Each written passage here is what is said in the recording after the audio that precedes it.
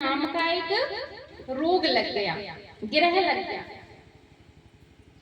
प्रहलाद जी को बचपन से ही टेढ़ी टांग वाले कृष्ण से, हमारे श्याम सुंदर कन्हैया से प्रेम था।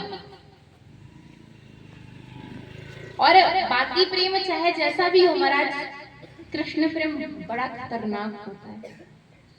अगर गांव मोहल्ले में एक एक कृष्ण प्रेमी बन जाए ना, तो 4-5 दिन में फिर सब टीका उका लगा करके घूमने लगते हैं। ऐसा है कृष्ण प्रेम।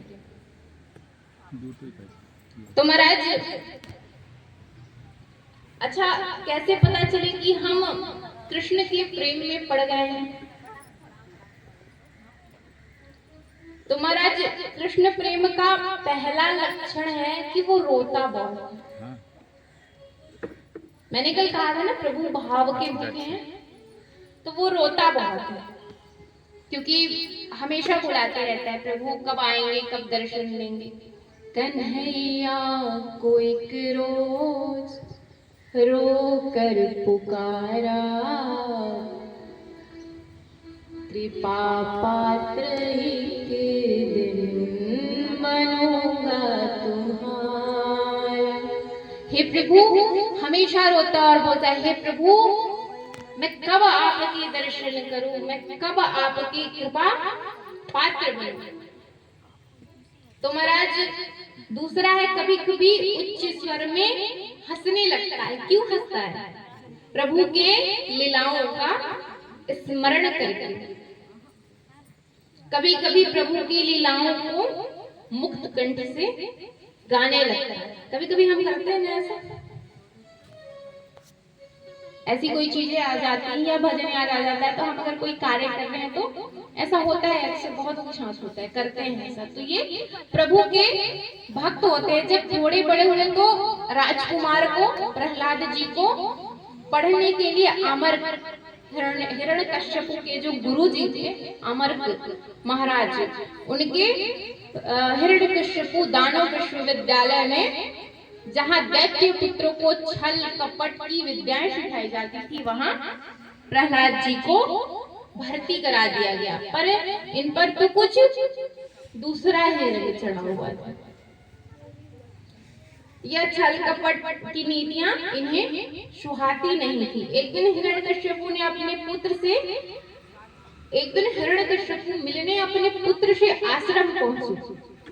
बड़े प्यार से अपने पुत्र को हृदय से लगाया और हिरण्यकश्यप ने पूछा, बेटा बताओ, अभी तक तुम्हें गुरुजी ने सबसे बढ़िया बात कौन सी बताई?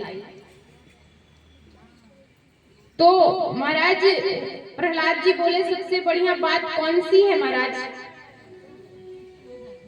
तो प्रहलाद जी बोले कि सबसे बढ़िया पाठ तो जीवन में एक ही है,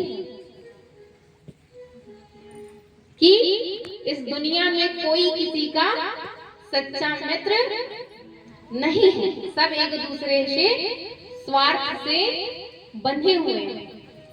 सुर नर मुनि सब की यही रीति, स्वार्थ लगे करे उसकी प्रीति।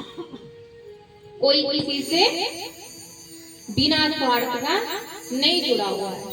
किसी को किसी से कुछ ना कुछ स्वार्थ है। तो महाराज हिरण्यकश्यप की सुनते ही आंखें लाल हो गई। पूछा और क्या सीखा? तो प्रहलाद जी ने बोला, ये जो धन वैभव मान बड़ाई है, ये सब मोह माया है। इसमें हम फंस करके अपना जीवन व्यर्थ व्यतीत कर रहे हैं। अगर कुछ सच्चा है तो वो श्रीमन नारायण सच्चा है और उनकी भक्ति सच्चा सुख है। इसके अलावा सब मिथ्या है, सब स्वप्न है। इतना हिरण्यकश्यप ने सुना कि उसकी आंखें लाल हो गई और नन्हा सा बच्चा बोलने लगा, नन्हा सा बच्चा मुझे प्रवचन सुना रहा है। फिर मन में सोचा कि बच्चे की भोली भाली बुद्धि होती है, उन्हें जो सिखाओ वही वो बोलते हैं। तो उन्हें कोई, तो हिरण्यकश्यप ने सोचा उन्हें जो सिखाया वह बोला, गोद से उतार कर बोला, जाओ बेटा गुरु जी को भेजो। प्रहलाद जी गए, बोले गुरु जी पिताजी बुला रहे हैं। गए, बोले कि उसने बोला कि क्या सिखा रहे हो मेरे पुत्र को? तो बोले कि महाराज क्या सिखाएंगे, जो आपने शिक्षा निर्धारित करी है वही सिखा रहे हैं। तो बोल रहे फिर ये उल्टी सीधी बातें क्यों कर रहा है? तो महाराज अमर जी बोले महाराज हमें नहीं पता, हम आपकी सौगंध खाते हैं, हमें कुछ नहीं पता, हम नहीं बताए हैं, ये अपने से ही बोलता है। तो बोले कि ठीक है तुमने नहीं सिखाया कोई बात नहीं, मुझे लगता है जरूर विष्णु का कोई गुप्तचर यहाँ बैठ के इसे कुछ सिखा रहा है, जो ये बोल रही है तो बच्चा इसकी भोली भाली बुद्धि है। तो महाराज हिरण्यकश्यपु गुरु जी को समझा बुझा कर चला गया। गुरु जी की धड़कन तेज हो गई, चलो पता लगाते हैं, प्रहलाद से पूछते हैं। फिर सोचा कि बच्चे को एकदम डांटना नहीं चाहिए, प्यार से पूछना चाहिए। गए गुरु जी बैठे, बोले बेटा तेरा खूब कल्याण है, तो सच सच बता तेरी बुद्धि किसने खराब करी है? ये उटपटांग बातें अपने पिताजी को जो तुमने सुनाई वो तुझे किसने सिखाई? प्रहलाद हंसकर बोले जय हो प्रभु, मैं उस परमात्मा की माया को प्रणाम करता हूँ। जीवों की अगर कल्याण की बातें करो तो उसे संसार के लोग उल्टी खोपड़ी वाले उल्टी सीधी समझते हैं। अब पिताजी ने अच्छी बात पूछी तो अच्छी ही ना बताऊंगा, आप तो बुरी बुरी बताते हो। तो महाराज धन्य है भगवान की माया, और भगवान की माया का रोग लगा हुआ है सबको, सब माया में फंसे हुए हैं। तो महाराज फिर से एक दिन ऐसा ही हुआ, फिर से हिरण्यकश्यप आया, फिर से वही बात। अमर जी ने प्रहलाद जी को बहुत डांटा। सुखदेव बाबा कहते हैं परीक्षित यह गुरु नहीं डांट रहा है, वरन महाराज हिरण्यकश्यप का सेवक डांट रहा है। ऐसे ही समय बीतता गया। एक बार गुरु जी प्रहलाद जी को घर छोड़ने आए। प्रहलाद जी को देखकर माता कयाधु, प्रहलाद जी की माता का नाम कयाधु है, सुंदर स्नान कराकर सुंदर श्रृंगार किया, भोजन कराए।